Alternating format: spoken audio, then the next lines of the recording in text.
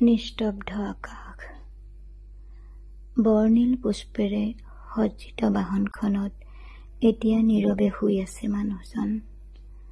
কণমানি শিশুটিৰ দৰে জঁপিয়াই ফুৰা মানুহজন আজি শান্ত সৌম্য, এটি যেন মৌন মূৰ্তি। মায়াময় পৃথিৱীৰ পৰা বহু দূৰৈত তেওঁ এতিয়া। নিস্তব্ধ আকাশ, নিস্তব্ধ বতাহ, নিস্তব্ধ হ'ল যেন গানৰ উশাহ।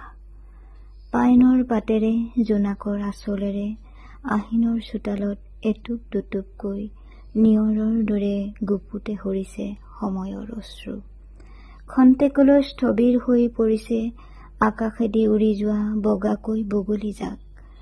যন্ত্ৰৰ দৰে চলি থকা মানুহজাক ৰেলৰ আলিৰ মূৰত, চাৰিআলিৰ এচুকত, বজাৰৰ মাজত, য'তেই যেনেকৈ আছিল তাতেই যেন থমকি ৰৈছে খন্তেকলৈ শিলাস্তম্ভ হৈ। সকলোৰে দুচকুত প্ৰশ্নবোধক, সঁচানে খবৰটো? প্ৰকৃতিক প্ৰাণেৰে ভালপোৱা মানুহজনক আকাশে মাতিলে, সাগৰে মাতিলে বুকুৰ মাজলৈ। মায়াবিনী হৈ পৰিল ৰাতিৰ বুকু, মায়াবিনী হৈ পৰিল ৰাতিৰ বুকু।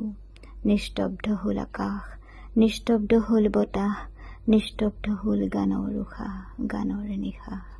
চৌপাশে বিয়পিল মাথো এটি তপত হুমুনিয়া, চৌপাশে বিয়পিল মাথো এটি তপত হুমুনিয়া।